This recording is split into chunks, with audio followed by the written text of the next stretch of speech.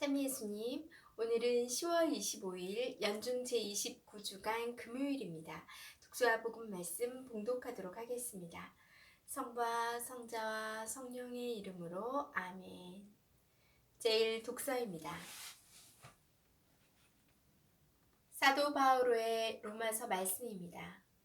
형제 여러분, 내 안에 곧 내 육 안에 선이 자리 잡고 있지 않음을 나는 압니다. 나에게 원의가 있기는 하지만 그 좋은 것을 하지는 못합니다. 선을 바라면서도 하지 못하고 악을 바라지 않으면서도 그것을 하고 맙니다. 그래서 내가 바라지 않는 것을 하면 그 일을 하는 것은 더 이상 내가 아니라 내 안에 자리 잡은 죄입니다. 여기에서 나는 법칙을 발견합니다. 내가 좋은 것을 하기를 바라는데도 악이 바로 내 곁에 있다는 것입니다. 나의 내적 인간은 하느님의 법을 두고 기뻐합니다. 그러나 내 지체 안에는 다른 법이 있어 내 이성의 법과 대결하고 있음을 나는 봅니다. 그 다른 법이 나를 내 지체 안에 있는 죄의 법에 사로잡히게 합니다. 나는 과연 비참한 인간입니다. 누가 이 죽음에 빠진 몸에서 나를 구해줄 수 있습니까? 우리 주 예수 그리스도를 통하여 나를 구해주신 하느님께 감사드립니다. 주님의 말씀입니다. 하느님 감사합니다. 복음 말씀입니다. 루카가 전한 거룩한 복음입니다. 그때 예수님께서 군중에게 말씀하셨다. 너희는 구름이 서쪽에서 올라오는 것을 보면 곧 비가 오겠다 하고 말한다. 과연 그대로 된다. 또 남풍이 불면 더워지겠다 하고 말한다. 과연 그대로 된다. 위선자들아, 너희는 땅과 하늘의 징조는 풀이할 줄 알면서 이 시대는 어찌하여 풀이할 줄 모르느냐. 너희는 왜 올바른 일을 스스로 판단하지 못하느냐. 너를 고소한 자와 함께 재판관에 갈 때 도중에 그와 합의를 보도록 힘써라. 그러지 않으면 그가 너를 재판관에게 끌고 가. 재판관은 너를 옥리에게 넘기고 옥리는 너를 감옥에 가둘 것이다. 내가 너에게 말한다. 내가 마지막 한 입까지 갚기 전에는 결코 거기에서 나오지 못할 것이다. 주님의 말씀입니다. 그리스도님 찬미합니다. 잠시 묵상하겠습니다. 오늘 예수님께서는 군중들을 향하여 너희는 땅과 하늘의 징조는 풀이할 줄 알면서 이 시대는 어찌하여 풀이할 줄 모르느냐고 질책하십니다. 일기예보가 없던 시절 사람들은 늘 자연을 살피면서 기후를 예측하였습니다. 이스라엘의 서쪽에는 지중해가 있었기에 바다가 있는 서쪽에서 구름이 몰려오면 비가 올 것을 예상하였고 남쪽의 사막지대에서 바람이 불어오면 더워질 것을 예측하였습니다. 그렇게 하늘과 땅의 변화를 풀이할 때에는 통찰력을 지니고 있으면서 어떻게 이 시대의 징표, 곧 예수님께서 이 땅에 오셨고 가르침과 기적을 주신 것을 보면서는 아무것도 이해하지 못하냐고 질책하십니다.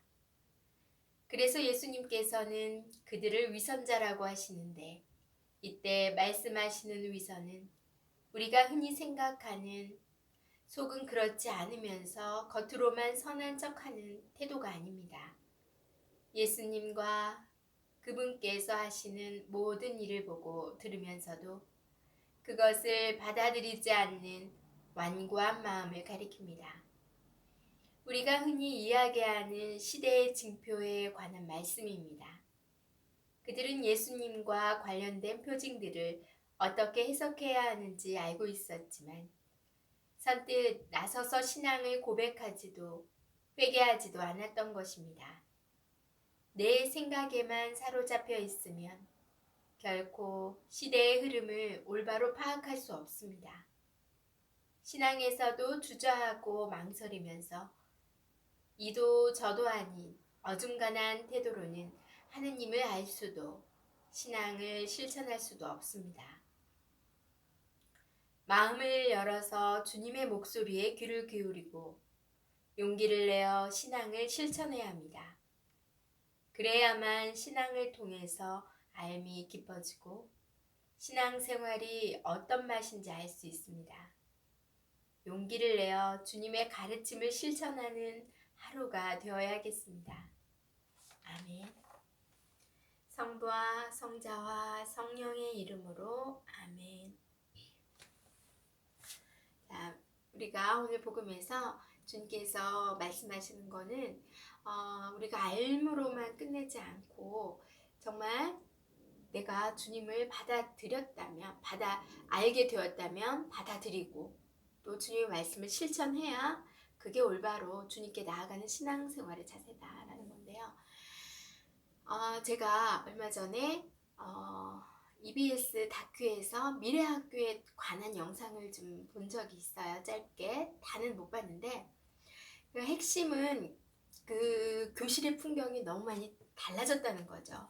이제 4차 산업 시대에 접어들면서 학생을 가리키는 지도자들도 예전엔 스승님, 선생님, 굉장히 스승님의 그림자는 밟지도 못한다. 막 이런 죄송합니다. 생각으로 학교를 다녔는데 지금은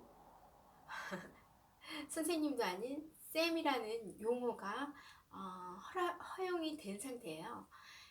그리고 교실에서도 점점 디지털화 되고 있는데 우리는 예전에 교과서와 필통과 노트, 연필 이런 거를 책가방에 꼭 넣고 다녔잖아요. 하지만 지금은 교과서도 많이 디지털화 되었고 또 모든 필통이나 아이들이 이런 걸 안 챙겨가더라고요. 학교에서 거의 다 준비가 되어 있어요. 그리고 현재는 그렇지만 미래학교, 제가 본 영상에서 본 미래학교는 아이들 책상 앞에 다 컴퓨터가 놓여 있고 거기에서 책을 보고 거기에서 문제를 풀면 컴퓨터 내에서 채점이 다 되고 거기서 오답까지 다 할 수 있는 선생님 역할은 뒤에서 코칭만 해주는 역할이에요.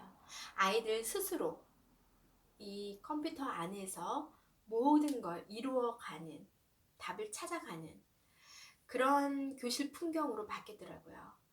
그것을 보면서 신앙생활도 지금 중학교, 초등학교 아이들은 2000년대에 태어난 이 아이들은 태어나면서부터 디지털, 스마트폰을 접한 세대예요. 그래서 이런 저 같은 아날로그 세대는 세대가 그 아이들에게 지도해 주는 거는 좀 달라져야 돼요. 우리가 태어났던 그 환경과는 또 다른 환경이기 때문에 이 아이들이 생각하는 게 정말 많이 차이가 나겠다라는 생각이 들어요. 세대 차이가. 신앙생활을 전수할 때도 앞으로 이 아이들이 신앙을 또 이끌어 가야 될 다음 세대이기 때문에 단순히 우리가 배웠던 그 방식대로 신앙을 전수하면 이 아이들에게 거부할 수도 있겠다는 생각이 들어요. 이 디지털의 기기에 가까운 생활을 한 이 4차 시대 아이들에게는 그에 맞는 환경을 조성해 주어서 신앙생활도 물려줘야 되겠다. 이것도 굉장히 중요한 과제겠다라는 생각을 들었어요. 그래서 무조건 책과 강의로만, 말로만 아이들에게 신앙을 가르칠 게 아니라 이 세대에 맞는 방법으로 디지털화돼서 아이들이 쉽게 받아들이고 이해할 수 있고 또 접할 수 있는 그런 환경을 만들어주는 게 시급하지 않나라는 생각을 했어요. 그리고 가장 중요한 거 실천. 실천도 바로 거기에 맞는 건데 그렇다면 변화에 맞게 그 아이들이 실천할 수 있게 우리 기성세대도 실천해야 하지 않겠나라는 생각이 있습니다. 이런 신앙, 다음 세대를 위한 신앙 이런 연구는 어디서 어떻게 하는지 잘 모르겠는데요. 이게 잘 적용이 돼서 다음 세대에게도 계속 이 신앙이 잘 우리 선조가 목숨을 바쳐 우리가 이렇게 신앙생활을 행복하게 누릴 수 있는 것처럼 다음 세대에도 끊이지 않도록 우리 기성세대가 노력해야 할 것 같다는 생각했습니다. 자, 날씨가 화창하고 정말 좋은 날씨가 가을 날씨가 이어져 오는데요.